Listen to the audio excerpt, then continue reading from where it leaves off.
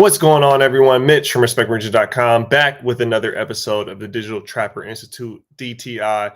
We're putting on a free crash course for all things marketing in the cannabis and music space. Today, we're talking about marketing, and we're taking a little bit away from digital. I know this is the Digital Trapper Institute, so heavy emphasis on talking all things digital. But today, we're going to take a little bit of a step back and just look at marketing spends in the cannabis space in general and overall. There's a lot of different things that you could put your dollars towards in terms of marketing, and we're just going to kind of look at what is the best, which is a little bit of a loaded question. I had a post yesterday just chiming in on a conversation. The irony, saying there's a lot of different sponsorships and things out there, and golf tournaments is one of the main things that's popular in the cannabis space over these last years, especially because of COVID, and a lot of companies have been getting involved. I've had some conversations recently with some companies that are involved with that, and it's not really in correlation of what they want to do. And they're complaining about, oh, we don't have the budget to do marketing and we're not reaching this subset of people. And I was looking at, well, you do have the money, you're just spending it here, and that doesn't correlate with where you're trying to go. So a big part of marketing spends is understanding your audience, understanding where your audience is at, and then allocating dollars towards those areas to reach those people. And so one of the earlier episodes of DTI, we covered the marketing funnel. I'll briefly highlight it. There's variations of the funnel. I'd break it down to the 3 steps just to make it simple, the 101 level, but there's a 5-step funnel. I think I've seen a 7-step. I might even say a 9-step, but basically the funnel is, the top level, you're servicing awareness, getting people aware of your brand, aware of your products, aware of your offerings. Middle is they're starting to consider, starting to do some research, some education, considering if they want to buy yours or if they're buying in that category, what's the right fit for them. And then the bottom layer is the conversion there, or they're taking action. So when you understand that there's a funnel, right, a lot of people, I feel like, are a lot of operators in the cannabis space, which are startups and small businesses, are cash, they're limited by cash. They're severely limited by budget. It's the way of the startup. I definitely understand that. I think a lot of business owners are. In a perfect world, you would do everything. You would spend money, you would advertise everywhere, but it's not realistic for us based on budget and bodies kind of restrict where we can chunk up the dollars. But thinking of the funnel first, of like where we want to put money. A lot of operators think like, everything in marketing should service that entire funnel. It should make people aware, it should make them consider, and it should convert out at the bottom end. You constantly hear people talk about the ROI. What is the ROI of spend? If you're spending money on a form of marketing that only is servicing the top layer of the funnel, you're likely not going to see any conversions at all. So there will not be ROI in the sense of you put X dollars in, you get Y dollars out. If you're only servicing, like, for example, a magazine advertisement, right? Like, there's no way for me to take a magazine ad and click on it and then buy something right there and convert strictly from that ad. Maybe, right, if there's an ad that says 10% off and it has some special code, and I go to the internet and I type in, blah, blah, blah, mag ad, and then you can track that and get that direct ROI from that. Yeah, you can maybe you can correlate some ROI, but will you get, if you spend, a magazine ad, let's just say it costs $1,500. If I spend $1,500 on the ad, will I get $1,500 back? And knowing cannabis, it's not even your profit. You're going to need to sell like $5,000-$6,000 of goods to technically, or even more than that, to make your $1,500 back. Is that magazine ad going to service that direct ROI? Likely not, but it will service that top funnel in terms of making it aware. So maybe you didn't squeeze, the ROI out on the other end of that spend, but you got the brand awareness, that top funnel awareness. And so being able to identify what part of the funnel is correlated to your marketing spend can better appease expectations. You know what to expect, you know what you're putting your money for, you know what you're going to get out on the other end.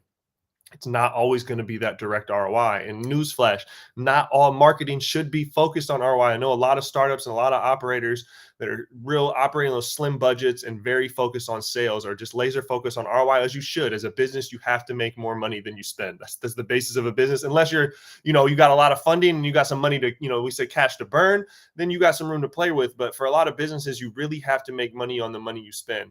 But I just always implore people to understand the funnels and the parts of the funnel, and know that there is value simply in awareness of your brand and your products, whether that is just getting the name out there, getting the logo out there, getting it subconsciously out there, meeting people at events, and those relationships eventually blossoming into something down the line. There is value that top funnel. So you need to, when you're putting your marketing spend together, you need to allocate some money, in my opinion, to something that's simply going to build awareness, and you're not as concerned of squeezing direct ROI out of that. I know that might be contrary to what a lot of people think or say, and they're like, man, this guy's full of shit, but I fully believe it. And I definitely put my money where my mouth is in terms of what I spend my time and what I spend some of our company's money on.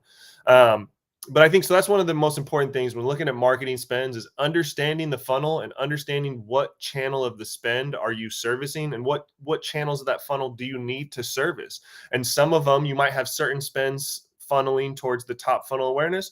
You might have some going towards the awareness, and you might have some directly at that conversion, and some of them might work. Your marketing mix needs to kind of service all parts of that funnel and work in congruency to achieve the goal. And then also in understanding that, I have the other video out there in the Digital Trapper Institute covering the funnel. We also talk a little bit about, when you're looking at that funnel, what are you going after? When you have a marketing spend, are we going after customer acquisition? That's one part of marketing or advertising. Are we going after customer retention? Or are we going after like conversion? There's a couple different goals that you can have within, sub goals that you can have within your goals. But if you know your audience, who you want to reach, that helps you think about, where are these people at? Like, I have a goal, and to achieve this goal, I need to reach these people. And if you think about it like that, now you have the goal that you want to achieve, so you can set KPIs built on that. You have the people that you want to reach, and then you can start to dissect, where are these people at? How do these people think? What do these people search? What are the problems these people have? What are the sources that these people trust? Where do these people look for information to learn? Where do these people become aware of things? Where do these people further consider and compare things? And where do these people finally kind of convert? And then you can kind of build your roadmap of where you want to put your money. If you know your audience, then you can figure out where they're at. Your goals, so you can build your KPIs. And it's going to vary, B2B, B2C. People are always like, oh, what about B2B? What about B2C marketing? I need someone that knows this, or we got to know that. It's really the same. I mean, in my opinion, it's really the same thing, because you're looking at who your audience is. It doesn't matter if your audience is, a certain consumer persona, or it's a business persona. You're looking at personas. You're looking at where people are at. I think B2B marketing personally is a little bit easier, because looking at the consumer demographics that consume cannabis is so wide, it's so vast, it is incredibly difficult of like who we want to go after from like maybe a dispensary standpoint. If you're a brand, you might have more of a feel and a vibe of who you are and who your ideal consumer is. But a lot of stores service so many people, it's difficult. Marketing to consumers, it's so wide, it's so vast, it's incredibly difficult. On the B2B side, it's like, hey, I'm looking for business owners in this industry that do this and use this. It's like really easy to get narrow and focused. And again, if you know your audience, you can kind of reverse engineer from there. So I personally think B2B can be a lot easier than B2C personally. But when we look at like, what are the marketing spends for cannabis? What are the best marketing spends for cannabis? I said at the start of the video, that's a loaded question, due to the fact that what's best for one person might be completely different from the other. And again, I'm not even just talking B2B and B2C, and maybe a dispensary and a brand obviously have different objectives, different products, if you will, at the end of the day. But even one singular brand that speaks to a singular part of the, like, say we have a brand that goes to, young skateboarders, right? One marketing spend that's the best for them could be completely different from another brand whose demographic is younger, obviously over 21, but younger skateboard audience, right? Like you could have two companies that service the same demographic in the same lane, but have each one of them, their greatest ROI or best marketing spend could be completely different than the other. There really is no secret sauce, no formula that I could just wrap on a bow and say, this is what everyone needs to do. Because if that were the case, if everyone needed to do it, like everything else in this world, a couple people at the top would really run the game and really leverage that to the max. And you'd have maybe a couple people in their wake trail picking up a little bit of the scraps. And then you'd have just a bunch of people lost in the sauce, who are doing the same thing. I'm always a fan of, if everyone's doing this, like going down this funnel, this lane, and that's what everyone says you need to do, there's always going to be the leaders a little bit behind the pack, and then the masses behind it. I think if here's the lane, I think following and understanding what they're doing and veering a little bit to the left, a little bit to the right, and claiming the unclaimed, or cutting through. If everyone's saying the same thing here, everyone's saying the same thing. You have hundreds of people in this line saying the same thing. If you go over here, you have a chance to say something new or say something different, or a little, speak it a little bit different. So I always think, it's range true. What's best for one person can be completely different for another. If you look at like social media, for example, in the cannabis space, everybody in this industry is in love with Instagram. Instagram is this, abusive partner who does not love you, who is not kind to you, who is consistently, taking all of your assets away from you. Yet we have this infatuation that we have to be on Instagram, and we need to spend X amount of time on Instagram. And you see countless stores. I mean, when you look for cannabis Instagram, first of all, most of these accounts you have to type word for word all the way out because they're completely shadow banned, which severely limits how you build audience and reach people on social media. But you also look at how many handles there are with underscores and 22 and new and years attached to them, the telltale sign that they're on their second, third, fourth, fifth, sixth, seventh, eighth social Instagram account. Instagram is very difficult. And I would say for about, 80% or more, the 80-20 principle, reigns true in so many facets, but around 80% or more of the industry, they shouldn't focus any time on Instagram. Yes, I believe you should be on there because there's a lot of people on Instagram. And if I want to search your brand, I should be able to find a well-represented profile for your brand or store. But should you put a lot of effort, time, and money into that? I say no for 80%. I interviewed Brad, the founder and owner of 710 Labs last year. And when asking him what was in there, one of the biggest brands in cannabis and have an incredibly loyal fan base, but asking them what has been the most impactful thing for marketing for your business, he said Instagram. There's a podcast episode that I have with him on Spotify, Apple, and all those. You can check that out if you want.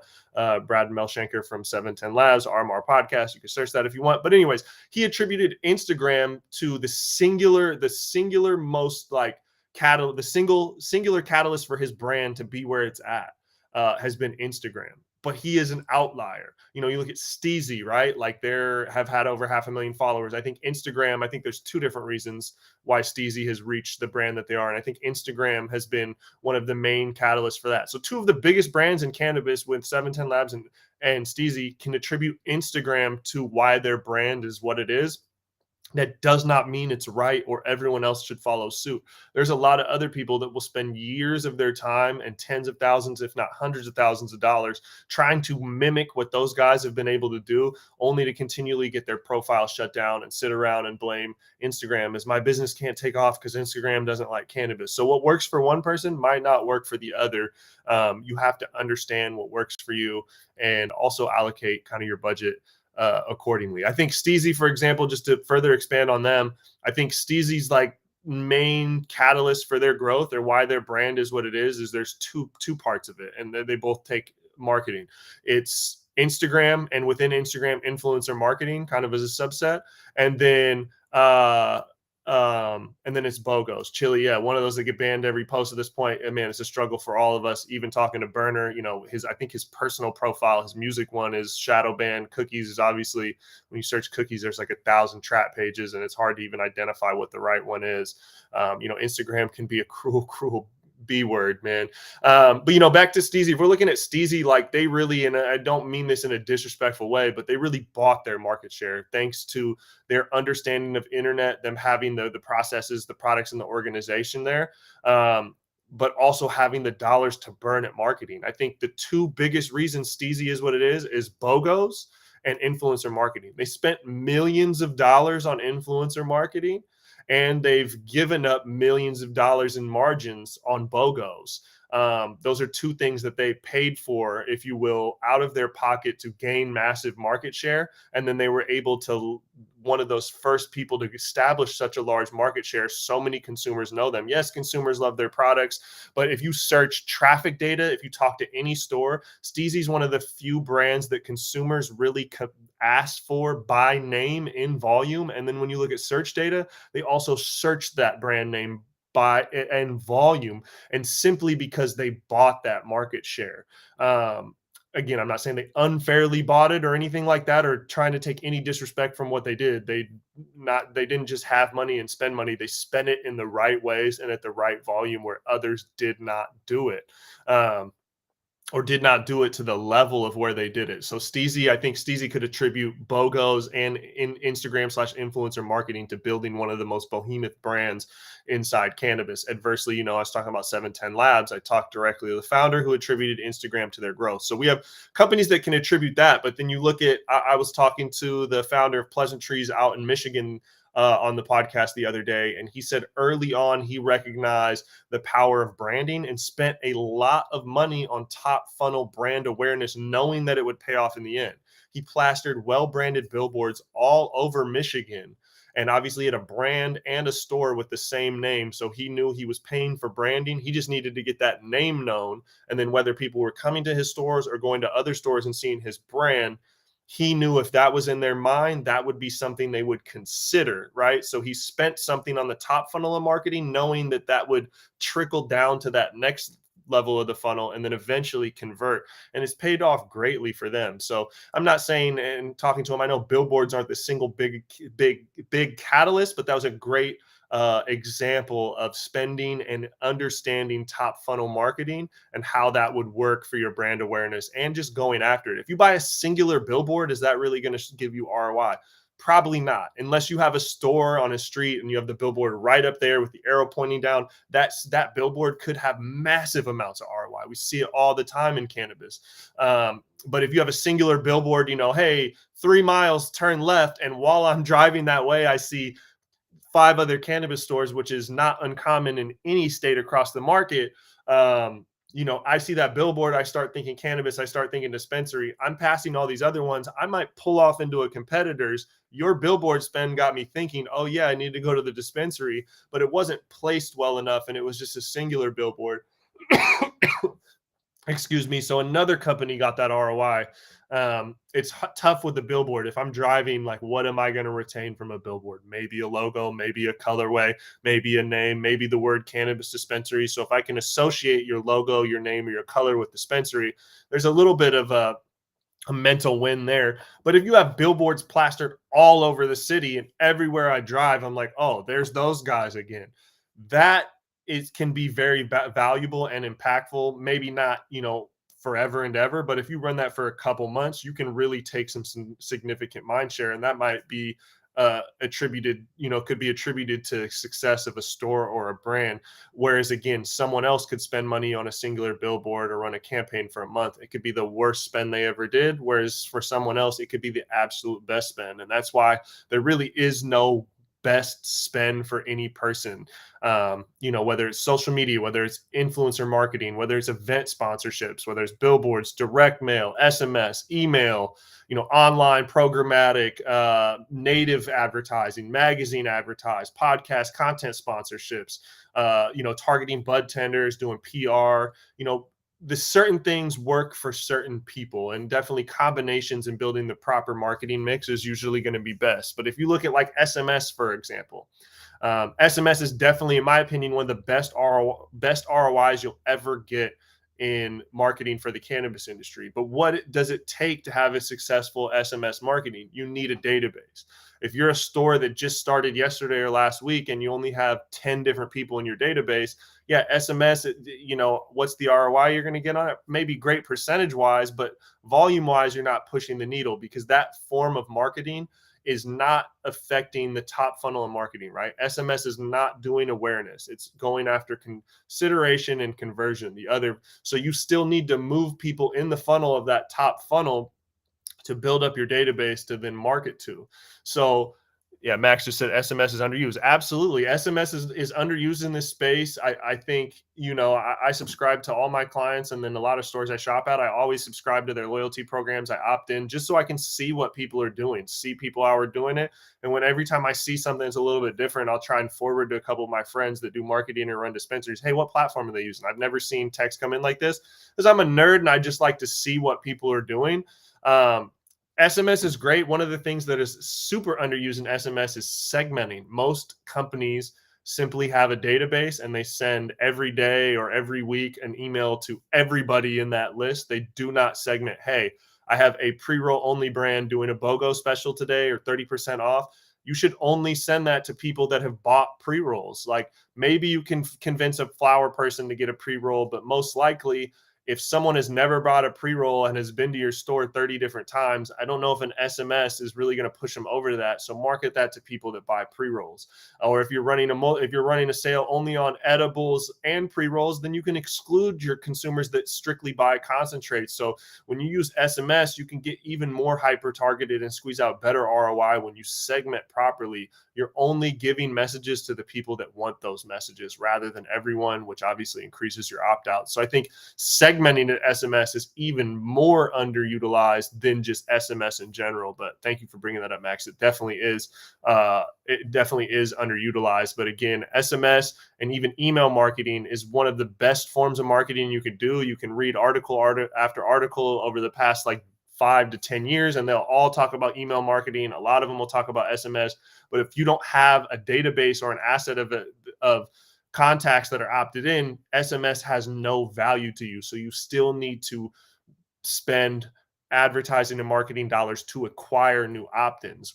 A simple way to do that is maybe sponsor an event locally and be able, set up the sign up or the list or the tickets for that event, where everybody that signs up also opts in to your email, your email or your SMS, or go there and get people to opt in and offer out free swag and build your list like that. And then you can in turn use SMS. So there's still, even when people are like, I don't do top funnel marketing, I don't do awareness, I need things to have ROI. Okay, great. How are you going to build awareness where people would ever even consider you to get the awareness? You still have to spend money on top funnel.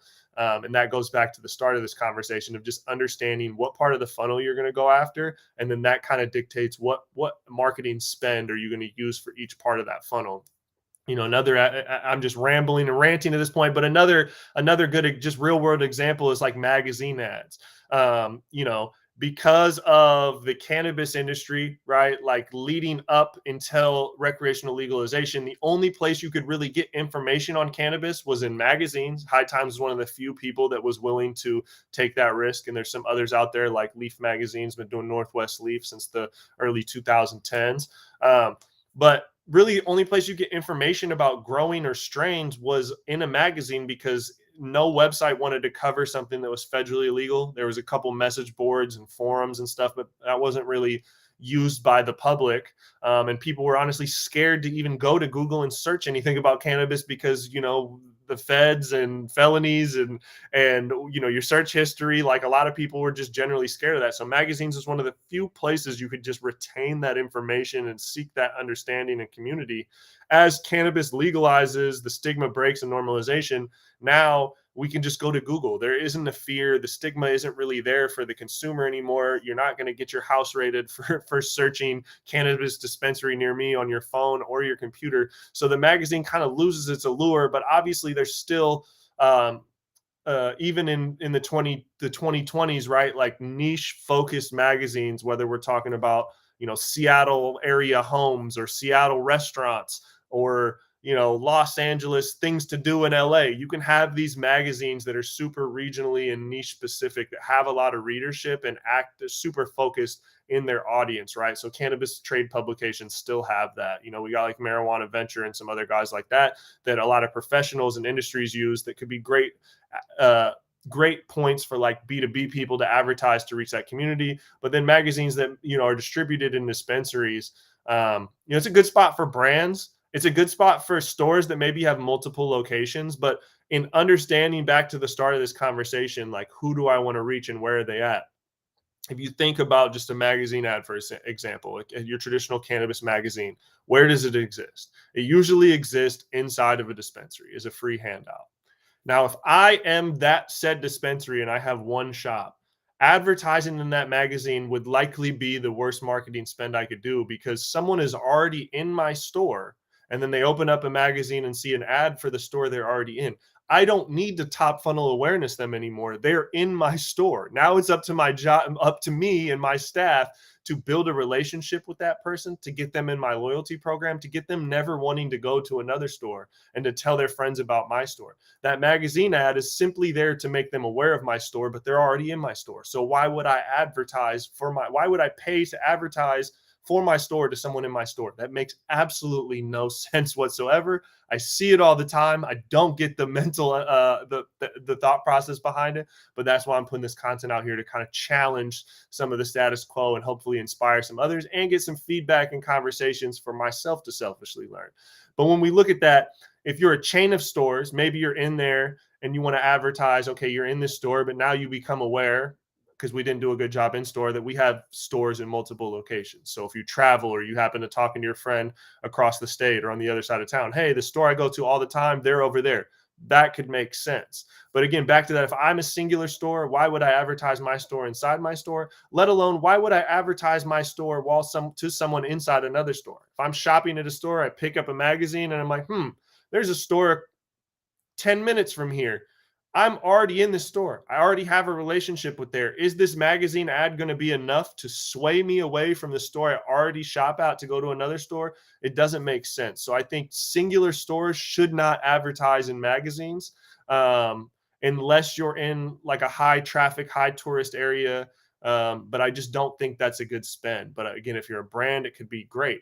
And if you're a brand, maybe advertising in magazines is your best ROI. Maybe it's an absolute waste of dollars and it's the worst. You never can quite judge it. I think trying a couple different things and understanding where they go on that funnel can all be of value. You know, one of the conversations I was talking about yesterday on my LinkedIn that caused a little bit of a stir, but I've received a lot of messages of people just continuing the conversation outside of the public forum. It was like sponsoring, whether you're sponsoring a golf event, you're sponsoring a hip hop show, you're sponsoring a, you know, a whatever, race, car race. I don't know, any sort of event, like sponsoring that could be a great marketing spend or it could be terrible. But who are you looking to reach? What are you looking to get across those people? And what is that marketing action going to do in terms of reaching the people you want to reach and communicating the message to them you want to reach? It could be the singular best spend you have, or it could be the worst. It really depends. But I think it really, back to the start of this conversation, whatever you're going to do marketing wise, whatever you're going to do advertising wise, you need to understand who you want to talk to. And that'll help build out where they're at, what they want to know, what they're searching, what they're considering. And then you need to understand what part of the funnel do you want to attack to reach that person. And that can help identify what marketing spends you should do and how you should prioritize them. But a proper marketing mix, which is just a combination of different marketing and advertising channels, should be balanced within a few things that support different parts of the funnel, making sure there's people aware of your brand, making sure there's people considering your brand, and then making sure people are converting on your brand. And again, brand could be retail store or a brand, or even a B2B business. So that's a little bit of my rant today on the DTI. Really appreciate everyone chiming in on the comments today. The feedback over the last couple of weeks, I've had a lot of operators reach out saying they're sending these episodes to their staff, to their marketing team, just create conversation, create some inspiration. That's dope. I'm just here to kind of challenge the status quo, provide some real world examples and insight. But as always, I'm also here to learn and converse and be a part of the community. I'm not always right. Happy to have these conversations, happy to drill into specifics, join in on these episodes, ask questions, shoot DMs, shoot emails, happy to further explore, happy to explore offline. Just let me know. We'll tap in. Appreciate everyone coming in on this episode of the Digital Trapper Institute, aka DTI. We'll be back with more content across the North American Weed Tour today, this week, and probably until the end of time. We'll see you guys.